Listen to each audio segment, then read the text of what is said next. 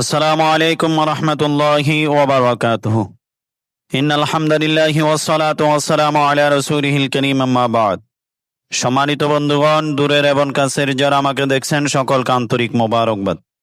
আশা করি সকলে সুস্থ আছেন। আলহামদুলিল্লাহ, আমিও সুস্থ আছি। আপনাদের সামনে আমি যেই আমলটা আজকে বলতে যাচ্ছি, সেই আমলটা হলো ঋণ আদায়ের আমল। এখানে একটা গুরুত্বপূর্ণ কিতাবের মধ্যে, যেই কিতাবের নাম হচ্ছে আমলিয়াতে কাশ্মীরি, এই কিতাবের মধ্যে যে আমলটা দেখতে পাচ্ছেন কিতাবের মধ্যে, সেই আমলটা যদি আপনি ঋণগ্রস্ত হন, এই আমলটার করার মাধ্যমে আপনার ঋণ আদায়ের পথ সহজ হয়ে যাবে, আদায় করতে পারবেন ইনশাআল্লাহ। আমলটা হলো শুরু এবং শেষে 11 বার দরুদ শরীফ পড়বেন, 100 বার নিম্নের দোয়া পড়বে। ঋণ আদায়ের জন্য অনেক সহায়ক হবে। অর্থাৎ আপনি উযু বানিয়ে পবিত্র অবস্থায় এই আমলটা করবেন। আমলটা করার আগে আপনাকে দরুদ শরীফ পড়তে হবে, শেষে দরুদ শরীফ পড়তে হবে 11 বার করে। তারপরে মাঝখানে এই দোয়াটা পড়বেন 100 বার।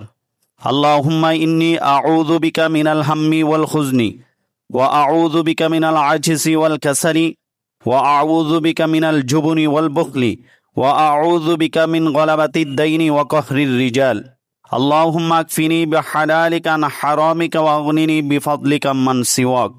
এটা হলো 1 নম্বর আমল। দ্বিতীয় নম্বর আমল হলো, একটা কোরআনের আয়াত রয়েছে, সকাল সন্ধ্যা এই আয়াতটি যদি আপনি বেশি বেশি পড়েন, ইনশাআল্লাহ ঋণ আদায় হয়ে যাবে। এই আয়াতের উসিলায় আপনার ঋণ আদায় করার জন্য আল্লাহ সহজ পথ বাতিয়ে দিবেন, সহজ পথ দেখিয়ে দিবেন, যাতে আপনার ঋণগুলো আদায় হয়। সেই পথটা আল্লাহ সহজ করে দিবেন। তাহলে ইনশাআল্লাহ আমরা 1 নম্বর ও 2 নম্বর আমলটা আমরা নিয়মিত করব। যারা আমরা ঋণগ্রস্ত রয়েছি, যাদের আমরা বেশি ঋণ যাদের রয়েছে, তারা এই আমলটা করবেন ইনশাআল্লাহ। আশা করা যায় এই আমলের মাধ্যমে আপনার ঋণ আদায় সহজ হয়ে যাবে ইনশাআল্লাহ। সম্মানিত ভিউয়ার্স, এরকম তদবির জগতের নতুন নতুন ভিডিও পাইতে রুহানিয়ত তদবির শিক্ষা কোর্স চ্যানেলটি সাবস্ক্রাইব করে পাশে থাকা বেল আইকনটি ক্লিক করে দিবেন, যাতে করে পরবর্তী ভিডিও সর্বপ্রথম আপনার কাছে চলে যায়। আসসালামু আলাইকুম ওয়া রাহমাতুল্লাহি ওয়া বারাকাতুহু।